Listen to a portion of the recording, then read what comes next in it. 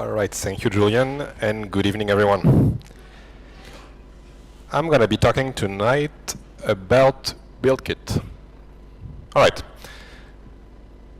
So who in the room is already familiar with BuildKit? Just as a show of hands. Nobody? Perfect. Okay. So before talking about BuildKit, I'm going to do the very egocentric thing of talking about me. So who am I? My name is Arnaud Portery. I am the VP Engineering here at Vente Privée. And of course, we are hiring, as Julian already said, so we can discuss about that. Before being at Vente Privée, I was a senior engineering manager at Docker Inc. So I was working in San Francisco. I'm back in Europe since 18 months or so. I was a maintainer of the Docker engine, and I was managing the engine team inside Docker, the company. So basically, I was the maintainer of the maintainers.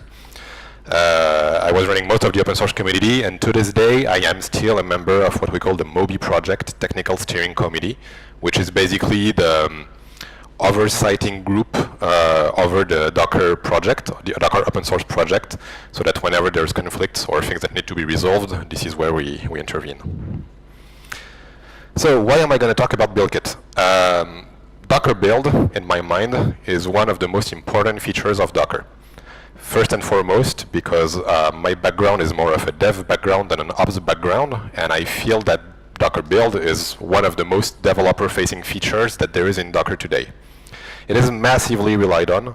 I'm sure that if you are using Docker today, you are, of course, using Docker build. And if you look at it, it was quite groundbreaking at the time when it was introduced, actually, because it was the first time that you could actually document the build process of your application in a way that was really reproducible, that was captured entirely by something that was executable and not just by some text document floating around that people had to keep up to date but never were, etc., etc., etc. I do believe that Docker build heavily participated in the widespread adoption of Docker as a whole. The other thing I really like about Docker build is that there's a lot of engineering lessons to learn about this story. How basically the MVP of Docker build, the very first version, became something that was so hugely important for the developer community as a whole. How Docker managed to actually redesign this feature and deliver something in a backward compatible way, despite the fact that it's being used by millions of people on a daily basis. So it's a really, really fascinating topic. So Docker build, what is Docker build? Very, very simply, the purpose of Docker build is to build a Docker image from a Docker file in a repeatable way. Very simple. This is a very random and very basic Docker file just for the people who may not know what it looks like in the room. Text file, sequence of instruction, executed in a sequence. In the end, what you get is a Docker image. How does it work exactly under the hood? So this is the original design and the design that most of you have been using so far if you're using Docker. There's the thing called the context. So the context is basically the source code of your application and everything you need to produce a Docker image. So when you type Docker build, what happens under the hood is that the client, the Docker CLI, packages the source directory together with the Docker file. This is what we call the build context. This is being sent to the daemon over the network. So either through the Docker build command line or through the /build API endpoint. And then on the daemon side, the daemon is gonna read it through the Docker file and execute instructions in a sequence, in order. Each time you execute an instruction, you get an intermediate layer, and ultimately the sum of layer produces the final image. And the final image is generated and is tagged as requested by you, the client.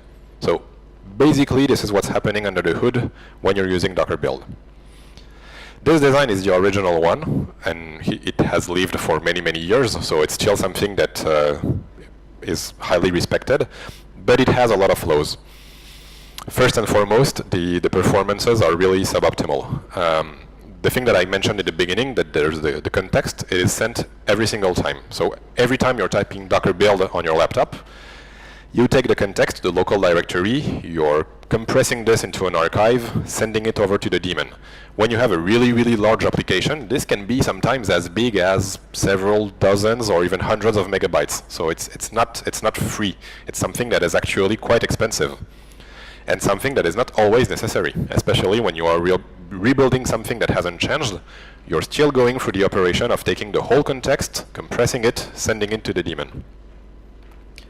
The other thing that makes it really suboptimal by construction, by design, is that the Dockerfile evaluation is sequential in nature. Like, you go instruction by instruction, creating a layer, but the truth is, most often when you look at a Dockerfile, there are things that can be parallelized. Sometimes you're installing 2 packages and at the same time copying something to a different directory. There's no reason it should be really sequential. You could parallelize those things and actually save some time on the build operation. Another thing that was really, really flawed in this original design is that the cache management was very, very impractical. The build cache was implemented using untagged images. So I think you all know that. If you tap Docker images on your command line, you're going to see a lot of images that have no name. They only have a hash. Usually what happens here is that you have run Docker build in the past, and this is all the intermediate build operations that have been stored as layers that have no name to produce a final image.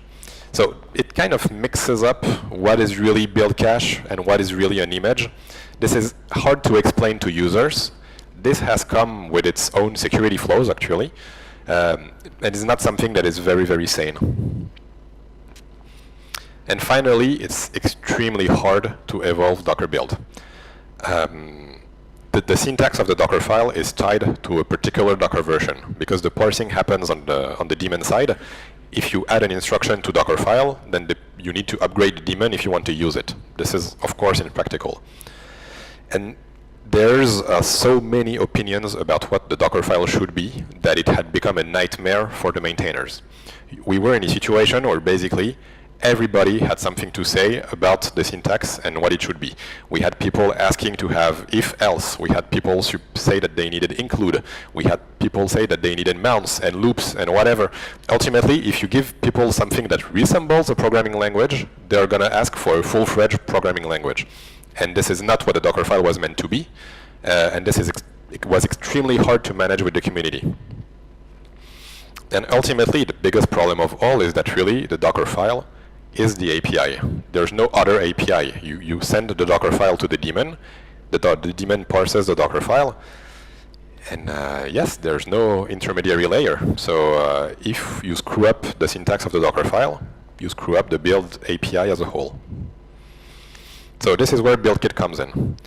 BuildKit is an entire new build system. This is the pitch from GitHub. BuildKit is a toolkit for converting source code to build artifacts in an efficient, expressive, and repeatable manner. Kind of resembles the pitch from Docker build. I guess you can see that. What's important here is that it's not specific. It's kind of generic when you look at it. It's talking about converting source code to artifacts. It's not even talking about Docker images, just build artifacts. It's meant to be efficient, more efficient than what we had so far. Repeatable, because it's one of the key features of Docker build, the fact that if I send you a Git repo with a Docker file, you should be able to build it in a way that is not dependent on what you have on your machine, same as I do. The main author behind the BuildKit is named Thonis Tiggy. He's a Docker employee and maintainer. I cannot understate how smart this guy is and how much we owe him in terms of the design of Docker itself. So BuildKit uses a binary intermediary format called the LLB. Basically, contrary to the old model where you take the source code and the Docker file and you send all this over to the daemon, with BuildKit you have this intermediary layer called the LLB, where basically you're going to take whatever syntax you have originally, Docker file, or something else, different versions of Docker file, maybe a custom syntax. You're going to translate this to LLB, and then BuildKit will take this LLB to produce an artifact. And we'll see why this is important. Basically, for those who are familiar with compilers such as LLVM, LLB is to Dockerfile the equivalent of IR, so intermediate representation, for LLVM.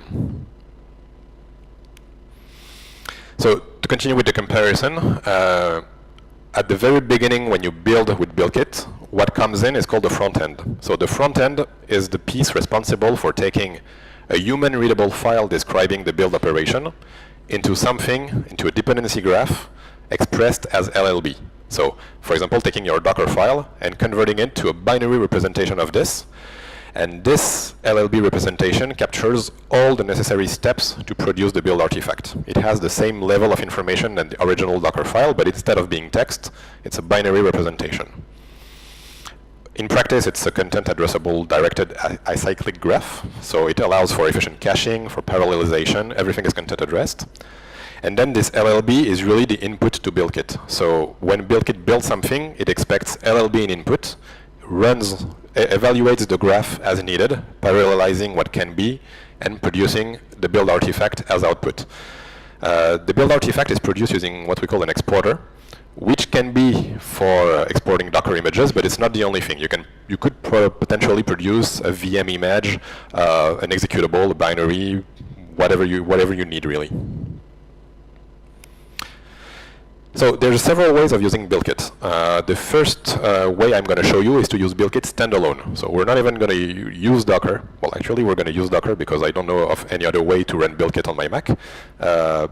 But we're going to show how to use a BuildKit daemon, so BuildKit D, along with the BuildKit CLI called BuildCTL. BuildCTL talks to BuildKit D over gRPC. For the purpose of this demo, I'm using a Mac, so I have Docker for Mac installed. And I'm gonna run BuildKit D inside a Docker container on the Mac. BuildCTL can totally run on the Mac locally, so that's good. All right, demo time. Enough talking.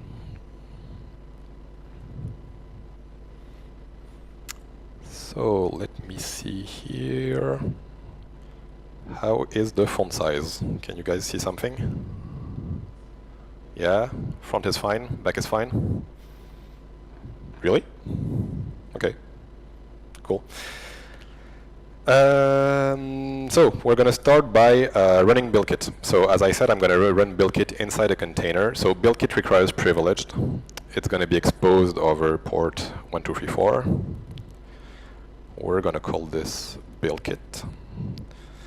The image I'm going to run is Tony Stiggy BuildKit. And I'm going to ask it to listen on port 1234.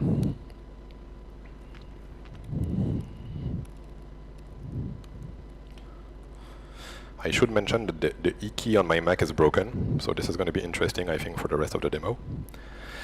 So BuildKit is running right now. I'm going to go in a very, very simple Go repository. It's nothing fancy, it's just a very simple Go app that has a very, very basic Docker file, the one that I was showing earlier, building from the Golang image, running installation of Git and GB, and that's pretty much it. It's super simple. So how do I build this using BuildKit? I use BuildCTL, and I have to point it to my BuildKit daemon. Of course, I could use an environment variable for this. I'm choosing to do it the explicit way through the CLI so that you guys can see exactly what's happening. And we're going to use a command called build that takes several arguments. So the first one that I have to pass is the actual front end. So BuildKit doesn't know what I'm going to build. So I have to tell BuildKit my input, the human readable format that I'm using is this or that. In this case, I'm using a typical Docker file, so the name of the front end is Dockerfile v0. Ignore the v0 for now. This is still work in progress, that's why. The Dockerfile front end expects a set of variables, especially the context. I have to tell BuildKit, you're going to find the source code for my application in the local directory. And similarly, I have to tell it, okay, you're going to find the Docker file also in this current directory. So let's do something like that. So what you see is BuildKit running the build. Everything that is running in white, it's going pretty fast, is actually being run in parallel. So sometimes you can see that there are several images being pulled at the same times. You'll see a bit later that it's going to also try to parallelize the build. So already, this is going to give me a build which is faster than what Docker build was capable of doing before.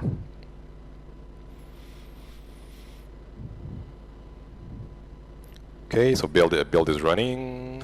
You can see, well, the output is vastly different from Docker build, but the result is kind of the same.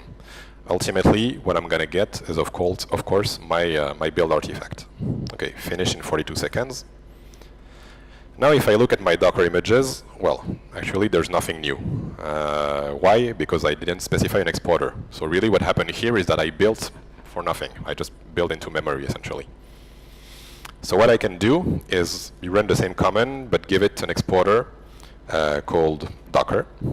That's going to produce a Docker image, which I can Docker load into my Docker daemon. So here you have an example of BuildKit running on a build that is already cached, so there's actually nothing really being done.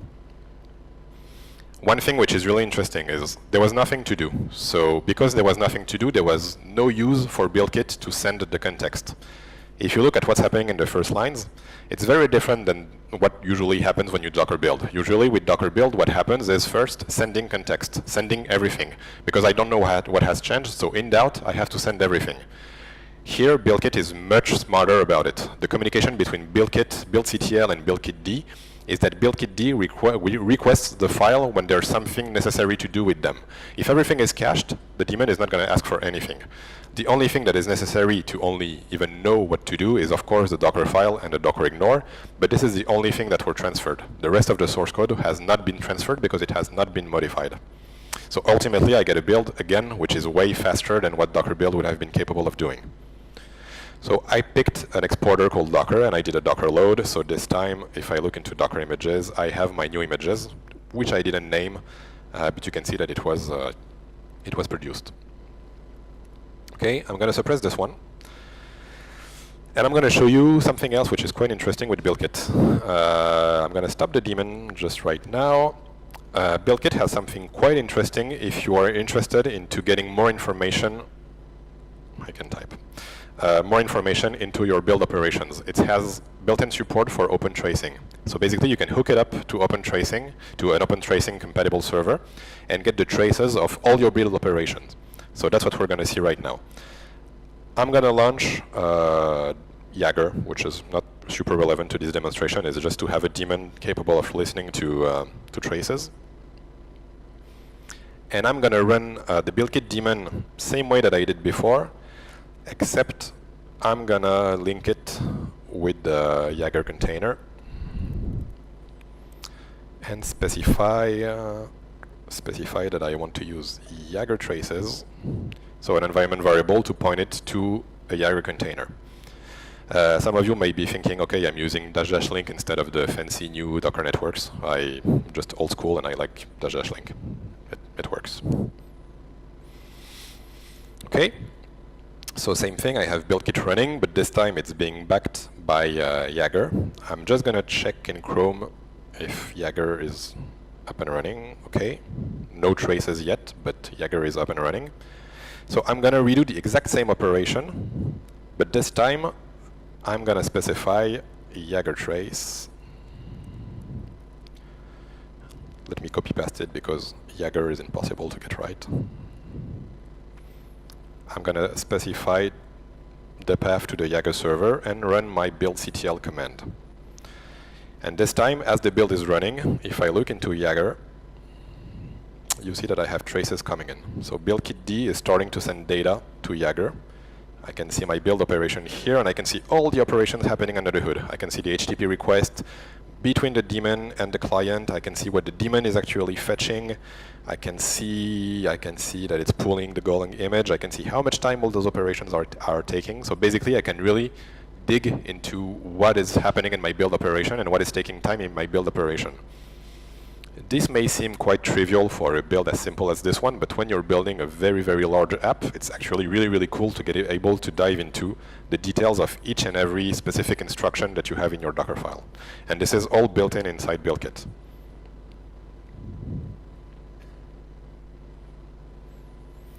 All right, so build is finishing right now, exporting to Docker.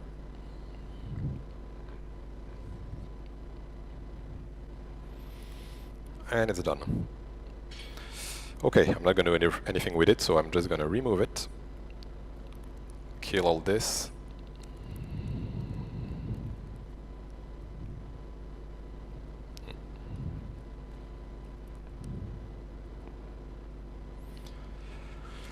All right, now going back to the slides. what have we seen so far? So we have seen the user experience of BuildKit-D and BuildCTL. So basic usage of BuildKit without using Docker so far. You've seen kind of the new concept. So front end, here in this case we use the Docker file front end. So taking into input a Docker file as you know it and converting it into LLB. An exporter, in this case we use the Docker exporter to produce a Docker image. We saw how to pass context, and we've seen the support for open tracing. So this is the case where you want to use BuildKit outside of Docker. Like you have a specific setup, you want to use BuildKit as a building block essentially to build something bigger. But you can also use BuildKit embedded as a library. And this is exactly what's happening in Docker since the last version that was released, 1809, so released just a month ago. Basically, BuildKit is now included into Docker, and you can use it with a perfectly normal, out-of-the-box Docker for Mac. So that's exactly what we're going to look at right now. It has been as an experimental feature since 1806, but you had basically to use it explicitly. But now it's available for everyone. So let's look at this. So I have a perfectly normal Docker CE 1809 running. I don't have the latest version because I didn't want to upgrade just before a demo. So what's going to happen if I do a Docker build? So I'm still in this very, very simple example where I have a very, very simple Docker file. I can do, of course, docker build-t of this directory. What happens? Well, typical Docker build output. Nothing new, nothing fancy here. It's actually not using BuildKit. I have an opt-in right now to use BuildKit. So you can see it starts with the dreaded sending build context, 5 megabytes in this case. Well, Docker build as you know it. I'm just going to interrupt this. However, without changing anything to my code, without changing anything to my Docker file, I can do docker buildkit =1, run the exact same command, and boom, I'm using BuildKit. So this is exactly what I was saying is BuildKit is integrated into Docker right now. So just by adding an environment variable called docker buildkit, I'm benefiting from all the cool features of BuildKit. I get parallelized build, I get the smarter context send, and I get faster build for free. This is just one environment variable. This becomes, of course, especially interesting if you're building a big thing. So let's try, for example, to see what it looks like on Docker itself. Docker itself is a very, very big repository, and it has a Docker file. I don't know if you ever had the curiosity of looking at the Docker file of Docker itself. It's kind of a nightmare. It's extremely, extremely, extremely big. It has tons of intermediate build processes and stuff. So same thing, docker buildkit =1, docker build -t moby dot. And on something like this, you can actually see that it makes a huge difference because a lot of things are being parallelized right now. There's already, 3 layers being pulled in parallel. And as the build progresses, you are going to get more and more things that can be run in parallel because it's a very, very complex build operation where not everything is actually sequential. And remember, all this we can actually backed by Jaeger, so that if you want the traces of your build operation, you can get all the details of every single step of pulling layers and stuff like this. Okay. There's one other thing I want to show you. So we've seen demonstrations, but only using Docker files so far. But as I mentioned at the beginning, one of the key aspects of BuildKit is actually supports anything really. As long as you have a front end that is capable of translating a human readable format into LLB, you can build pretty much everything. So of course, there's already people who are building alternative Docker syntaxes.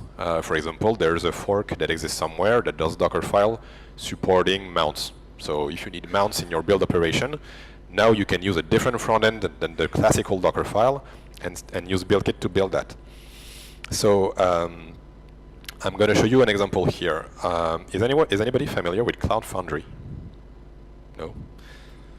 It's actually pretty well known. It's used by Heroku and this kind of stuff, the build pack format. It uses an entirely different syntax for describing builds. It uses a thing which is a YAML, of course, because this is 2018 and everything is YAML. It's very, very different. You describe the application, you describe basically the base build pack and the command to run, it's a different build format. Of course, Docker doesn't know how to build this. However, if we run BuildKit, so let me run BuildKit again. If I run BuildKit, what I can do is build CTL, point it to the BuildKit daemon, build, and in this case the front end is not going to be Dockerfile. In this case the front end is going to be so I need to use a gateway that is actually going to run to a different front end that is called Tonistiggy Pack, if I remember correctly.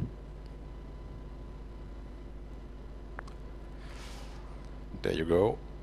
And I think local. I'm not seeing the end of my term. That's interesting. Sorry.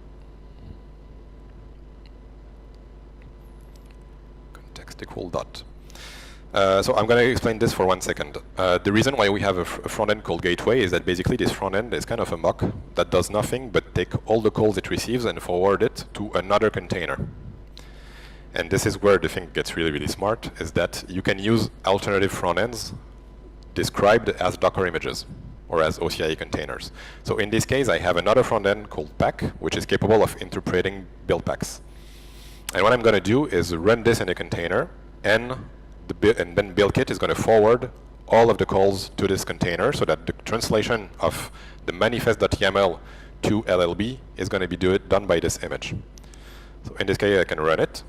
And basically, I'm in a situation where, thanks to BuildKit, I can take an input that has nothing to do with a Docker file, convert it to LLB, and still use BuildKit to produce something that is a Docker image or something else. So that is pretty cool, because honestly, BuildKit as a builder is already more efficient than the official build packs you're going to find here and there. So this is where the strength of BuildKit really comes into play. It is a better builder than most of the alternatives, and it's capable of taking pretty much any kind of input. And this is just by using BuildKit itself, but this is where it becomes really quite crazy. You can actually do this even with Docker. So of course, Docker doesn't know how to read this file. So what I'm going to have to do is modify it quite simply, actually, by adding a small thing called syntax equal. And sorry, I will never remember exactly. Yeah. So if I add syntax equal Tonistiggy Pack, basically what I'm saying is that I'm adding a kind of meta directive in this file that the Docker daemon will recognize. And the Docker daemon will recognize this and say, okay, for this particular build operation, I'm not going to use a traditional Dockerfile syntax. I'm going to use the syntax as defined by this image. So this is an image that is going to be pulled by Docker Hub, and that's going to be used to convert this human readable file into LLB and then proceed with the traditional build operation. So if I go ahead and do a Docker build -t test of this directory, of course, I have to point it, I think, to say that I'm going to use the manifest as the input file. I know why. Docker BuildKit equal 1, and there it is. So here I'm doing a regular build operation. Instead of pointing to a Docker file, I'm pointing to something that has absolutely nothing to do with a Docker file. It's a manifest.yaml that is describing a build pack, so an entirely different build format. BuildKit recognizes the first line of this manifest to give him the instruction that instead of using traditional Dockerfile syntax, you have to use the one described in Docker.io Tonistiggy/pack. It's pulling down this image, and it's going to use it as the interpreter for the format. And there I have basically something that takes a Heroku build pack, converts it into a Docker image, and I haven't changed almost nothing to the source, only adding one line, and absolutely nothing to my Docker installation. All right, so what have we seen? So we've seen using BuildKit through Docker without any changes, only by exporting an environment variable. We've seen allowing additional front ends as Docker images just by adding one meta directive into the build source. and benefiting from all of BuildKit improvements under the hood just through simple changes. Just to get a bit of sense of the numbers I'm talking about. So these are the scenarios, the numbers that have been crushed by Tonis, building Docker itself using BuildKit to show the difference between Docker build and BuildKit. This is comparing 1803 against BuildKit. You can see that on a clean build, BuildKit is twice faster. So this is just the optimizations through parallelizations, essentially. If you're doing a rebuild with an up-to-date cache, so nothing has changed, you're just doing twice Docker build in a sequence, BuildKit is 7 times faster. So this is, of course, the gain from not having to send the context if nothing has changed. And if there is an incremental change, if there is a small change and that you do an incremental build, BuildKit is 2.5 times faster. So basically, if you're using Docker build as a building block of your development workflow, this is the gain that you have to expect. There's a lot of other things that I'm not covering in this presentation. BuildKit is capable of doing rootless execution. It has support for multi-platform builds, which is completely mind-blowing. I'm not going to show you, but there's a thing that is called basically BuildKit hosts, I think. You can basically have several executors behind BuildKit. So one could be Linux, another one could be Windows, another one could be ARM, whatever. And in a single BuildKit build command, you can generate images for a variety of formats and a variety of flavors. You can even generate, in some cases, for example, Windows images from a Linux box, or ARM images from a Linux box, or this kind of stuff. This is actually being used right now to generate the official images of Docker. So all the things like the Debian official image, the Redis official image, this is all generated for BuildKit now because it's just so much faster and so much easier to generate multi-platform images that it's the logical thing to do. You can do shareable build cache. Like if you have a really, really big build operations and you want to share the build cache with the team, this is something that you can do. You can push the intermediate build cache to a repository and rely on this one. It does automatic storage management. It has 0 side effects, etc., etc., etc.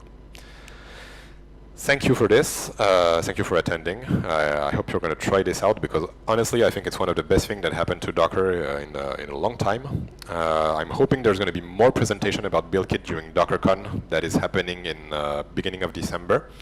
But really, I really encourage you to try it out because I think it's one of the most exciting open source projects out there in the Docker ecosystem right now. Thank you.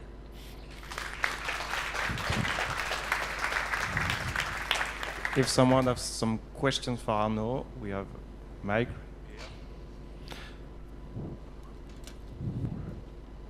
No question on BuildKit? Yes. Hi, thank you, Arnaud. Hi. I'd like to know if you have used Bazel. Bazel, I know it a bit, I haven't used it. It's definitely an inspiration for BuildKit.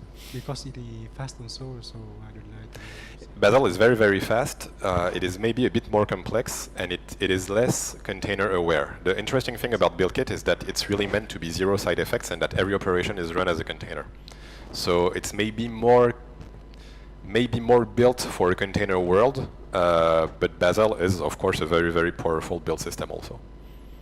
Thank you. Alex, moi tu peux t'installer hein, pour l'instant. J'arrive.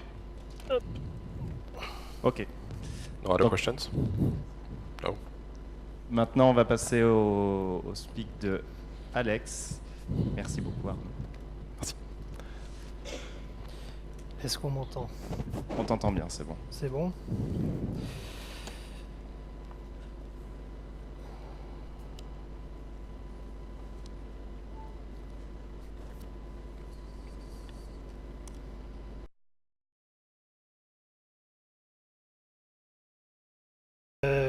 Déjà, merci Arnaud, c'était impressionnant, super intéressant. Moi, j'ai fait beaucoup de builds dans ma vie dernièrement. Je ne sais pas si c'est le cas chez vous. Est-ce qu'il y a beaucoup de gens qui ont déjà fait du Docker build dans la salle? Vous pouvez lever la main juste pour que je sache. Ok. Alors, présentation, pas du tout pareil. Déjà, j'ai parlé en français. Très rapide. Le but, c'est de découvrir l'intégration continue et le déploiement continu avec GitLab et Docker. Dans l'idée, on gagne beaucoup de temps grâce à Docker et je vais essayer de le démontrer. Alors je m'appelle Alexandre Luisine, je travaille chez Enix, je viens de rejoindre des anciens collègues et qui sont maintenant des associés. J'étais à Barcelone il n'y a pas si longtemps et je viens de rentrer à Paris et je me caille les fesses. Mais vraiment. Alors, les ingrédients pour la présentation, on va essayer de faire rapide. Les ingrédients, donc évidemment Docker, on est là pour ça aujourd'hui. GitLab, je suppose qu'il y en a beaucoup d'entre vous qui l'utilisent aussi. Est-ce que vous pouvez me dire un petit peu qui utilise GitLab?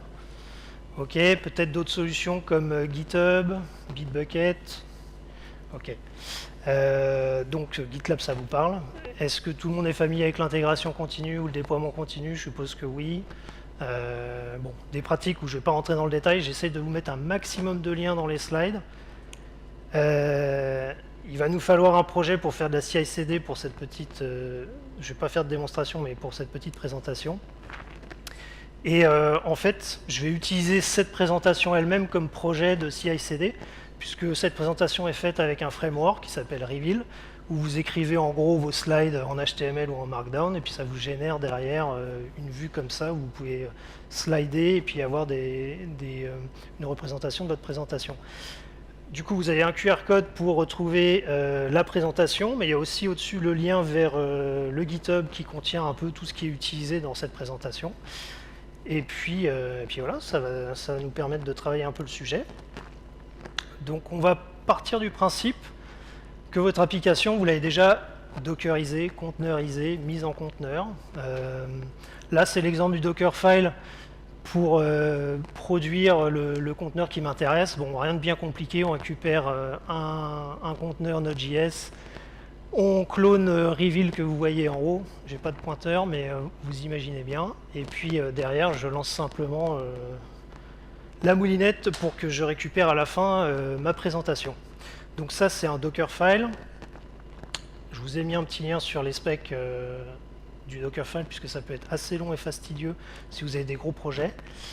Idéalement, quand on fait de l'intégration continue et du déploiement continu, on va déjà builder notre conteneur via GitLab en l'occurrence. Donc si vous êtes développeur, vous n'avez pas envie de vous embêter à faire le build à chaque fois et aller pousser des conteneurs ou quoi que ce soit, vous voulez juste committer votre code et pusher et que quelque chose s'occupe du reste. Là en l'occurrence, on va parler de build. Ensuite, généralement, on va vouloir tester un peu ce qui a été produit, donc les types, ce qu'on appelle souvent des artefacts. Là en l'occurrence, ça va être une image Docker, donc on va builder une image conteneur et ensuite on va la tester. Et à la fin, l'intérêt, c'est également de pouvoir la déployer. Alors ça peut très bien être vers la production, mais ça peut être aussi vers une pré-prod. Si vous travaillez en feature branch, ça peut être aussi des deploys comme ça en dev pour que vous puissiez tester. Et puis après, on va essayer de... D'ailleurs, si jamais, je ne rentre pas beaucoup dans le détail, si vous avez des questions, on aura tout le temps de discuter derrière. Alors pour le build, on va utiliser encore une fois du YAML.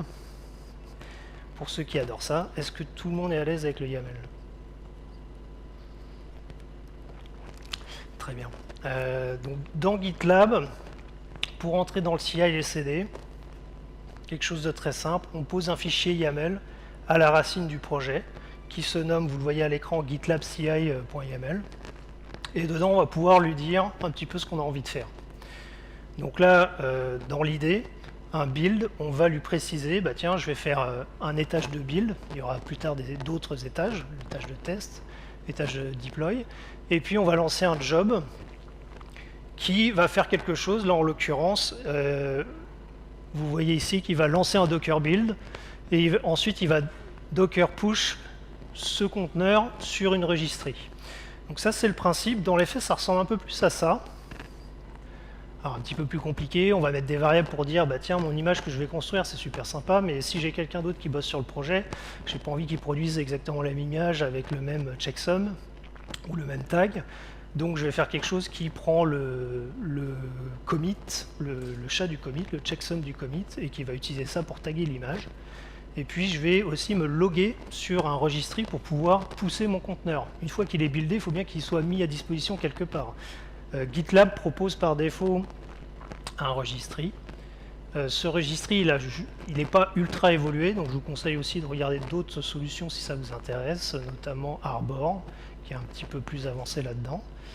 Et donc, on va se loguer sur ce registry grâce à des variables d'environnement GitLab, et puis ensuite, on va faire effectivement le build, puis pusher. Vous voyez des variables type CI registry image, CI commit SHA et puis CI job token. Tout ça, c'est des variables d'environnement qui sont filées par GitLab. Donc vous n'avez rien à faire, vous utilisez juste ces variables qui vous permettent de vous loguer sur le registry ou de récupérer le checksum du commit.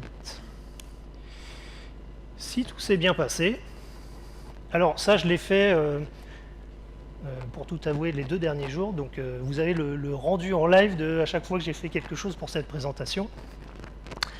En haut, typiquement, c'est le feedback qu'on a sur un GitLab qui vous dit, bon ben voilà, le job de build s'est bien passé. Et puis derrière, si vous avez une intégration avec Slack, ben vous voyez, voilà, Alex a poussé sur master un truc, et puis derrière, le pipeline, blablabla, est passé et OK en 15 secondes. Donc, après le build, on va avoir envie de tester notre image. Bon, là, mon image, elle est un peu simpliste. Donc, j'ai rien trouvé de mieux que de vérifier la compliance W3C du HTML produit, ou du HTML écrit. Qu'est-ce qui change par rapport à ce qu'on a vu juste avant? Vous voyez qu'il y a 2 stages. On a le build comme avant, puis on a ajouté test. Et là, ce qui est intéressant, alors j'ai un peu raccourci des parties pour que ça soit assez simple à l'écran, mais on a un autre job qui s'appelle HTML Validator, qui fait partie du stage test et qui fait quelques éléments. J'ai un peu complexifié le GitLab CI pour que vous ayez une idée. Vous pouvez vous loguer donc à la registry comme tout à l'heure, sauf que là on le met dans une sorte de prescript. Et puis derrière, je récupère mon image, j'extrais un peu tout ce qu'il y avait comme contenu, et puis je le réinjecte dans un autre conteneur qui va s'occuper de vérifier un peu tout l'HTML. Validator/validator, ça utilise un moteur qui est en gros celui qui est utilisé sur le site de la W3C par exemple. Si tout s'est bien passé, ben, vous avez une belle erreur parce que comme moi vous venez de le mettre en place et du coup ça s'est pas bien passé. Donc typiquement ça c'est l'output que vous avez sur GitLab d'un runner. Et ce qui me dit, bah, c'était gentil ton HTML, mais tu n'as pas mis le tag doctype, et puis tu n'as pas mis de titre dans le bloc head. Donc il me dit, c'est pas valide, c'est pas W3C compliant, il va falloir retravailler. Bon, une fois ceci corrigé, alors je vais revenir là, une fois ceci corrigé, bon, on peut passer à l'étape qui suit. Avant, je voulais introduire un petit truc qui s'appelle quand même Docker Compose. Est-ce qu'il y a des gens qui connaissent Docker Compose dans la salle? Autant de gens que ceux qui connaissent Docker Build.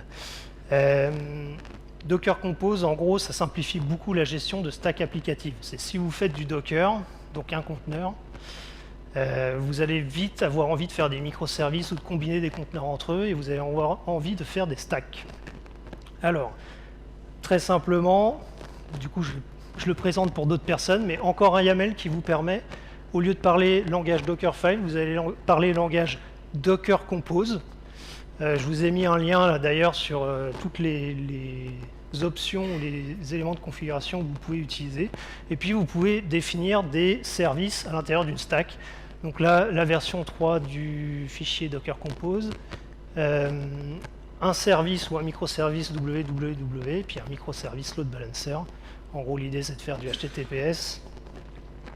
Et puis aussi, je mets une petite précision, c'est n'utilisez jamais des trucs de développement en prod. Là, j'ai fait ça un peu à l'agoré, et si vous allez sur le site web, c'est ça qui tourne derrière. C'est une très mauvaise pratique, puisque ce n'est pas des choses qui sont faites pour servir en masse du site web. Si vous voyez la petite barre bleue en bas, là, c'est l'état sur la présentation. Donc, on a bientôt fini. Dernier étage, le deploy. Alors, le deploy, il y a beaucoup de façons de déployer du code. Beaucoup. Là, je vous ai fait vraiment un truc à la mano un peu basique. Parce que le but n'est pas d'expliquer comment déployer vraiment du code, mais plutôt d'expliquer comment ça marche avec GitLab. Et donc, on rajoute un troisième étage, deploy. Là, vous remarquez qu'il y a only 2 points production. Donc c'est uniquement sur les branches, sur la branche, lorsqu'il se passe quelque chose sur la branche production, que je vais lancer ce job Docker Compose Deploy. Ce qui fait que je peux développer tranquillement, je peux faire des features branches et tout, ça ne va rien déployer du tout. Par contre, sur la branche production, là, je vais lancer quelque chose. Vous voyez donc dans le script, qu'est-ce que je fais? Un truc, bon, est-ce que c'est une magouille ou pas? Le but, c'était d'avoir le moins de lignes possible. Je me connecte directement, on va dire, sur mon Docker daemon qui est en production, pour peu que j'ai réglé les problèmes d'authentification. Puis là, je me relogue encore une fois sur le registry GitLab. Et puis derrière, qu'est-ce que je fais? J'utilise les fonctionnalités Docker Compose qui sont bien pratiques. Je fais un Docker Pull, ça récupère toutes les images sur ma prod. Et Docker Compose Up-D qui va ensuite me mettre à jour ma stack applicative et la lancer. D'accord? Petite particularité, vous verrez ça si vous allez sur le GitHub. Dans le Docker Compose, dans le fichier dockercompose.yaml, j'ai utilisé des variables d'environnement et notamment j'utilise la variable dont on a parlé tout à l'heure, image tag, qui me permet de mettre le commit, checksum, etc. Parce que j'ai besoin de dire au démon, tiens, c'est une nouvelle version, c'est pas l'ancienne. Donc là, c'est très très simple visuellement, mais derrière, le fichier Docker Compose peut être un peu évolué pour gérer tous ces cas-là. Ça, c'est très simple, c'est sur une seule machine, c'est sans aucune orchestration, sans haute disponibilité, niveau production, etc. Évidemment, vous pouvez avoir beaucoup d'helpers qui vous aident à faire ça ou à faire du déploiement sur du Docker Swarm, sur du Kubernetes et ce genre de choses. Bon, et normalement, une fois que vous avez fait tout votre boulot et que tout s'est bien passé, vous obtenez sur votre GitLab, bon, c'est pas très verbose, mais en gros, les 3 stages qui sont passés l'un après l'autre, sans problème. 2-3 petits liens comme ça, vite fait, mais bon, pour ceux qui ont l'habitude, ça les intéressera pas trop. GitHub lance en bêta un peu la même chose que GitLab, qui s'appelle GitHub Actions. La bêta, il me semble qu'on peut s'inscrire, mais c'est pas encore ouvert. Enfin, ils n'ont pas encore filé les accès. Ensuite, Jenkins, c'est un outil ultra puissant que probablement beaucoup de gens connaissent ici. Mais si on parle de CI et de CD, on est obligé d'aller voir ce que Jenkins propose. Et puis, un autre lien que je suggère, parce que c'est un peu mon dada ces derniers temps, c'est l'orchestration sur Kubernetes. Dès que vous voulez faire des conteneurs, des microservices, des stacks applicatifs qui marchent sur tout le bordel environnant des cloud providers, vous avez généralement besoin de ça. Il me reste une petite parenthèse. Je vais faire mon vendeur de tapis. Je suis plutôt Ops, même si j'ai fait pas mal de dev. Et dans la boîte dans laquelle je travaille, on accompagne généralement les développeurs ou les équipes de développeurs à mettre en place du GitLab on-premise, à mettre du Kubernetes ou ce genre de choses. D'ailleurs, si vous voulez monter en compétence sur Docker ou sur Kubernetes, vous pouvez nous rejoindre pour des formations. On est organisme de formation certifié et surtout, Jérôme Petazzoni sera là pour les animer. Donc je ne présente pas Jérôme, beaucoup de gens connaîtront, il était chez Docker, Arnaud le connaît. Et ça nous permet de proposer des choses avec beaucoup d'expertise et beaucoup d'envie et de motivation.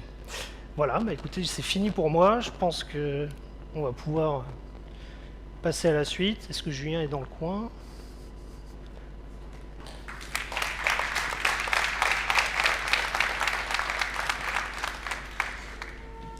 Merci beaucoup Alexandre. Oui, j'étais dans le coin, j'étais juste à côté. On était en train de regarder ces pizzas chauffées bien, donc elles sont prêtes. Merci beaucoup à tous d'être venus. Donc si vous avez des questions, encore une fois, Alexandre est ici, Arnaud est au fond. On sera ici pendant encore 1 heure, 1 heure et demie, 2 heures. Voilà. Si vous avez toutes vos questions, si vous étiez un petit peu timide pour les poser devant tout le monde, on est là pour vous répondre. Si vous avez des questions sur VPTech, sur vente privée, vous n'hésitez pas. On va avoir une visite donc, du Wilson. Ça sera dans une dizaine de minutes à peu près, donc on vous appellera, je reprendrai le micro pour vous dire où vous retrouvez pour aller faire la visite. Merci à Bill, merci beaucoup à tous, merci Alexandre, merci Arnaud, et ça fait beaucoup de merci. Donc maintenant on peut aller boire un coup, on peut prendre des stickers, on peut prendre des sous-bocs, on a des sous-bocs VPTech, Et maintenant on discute. Merci.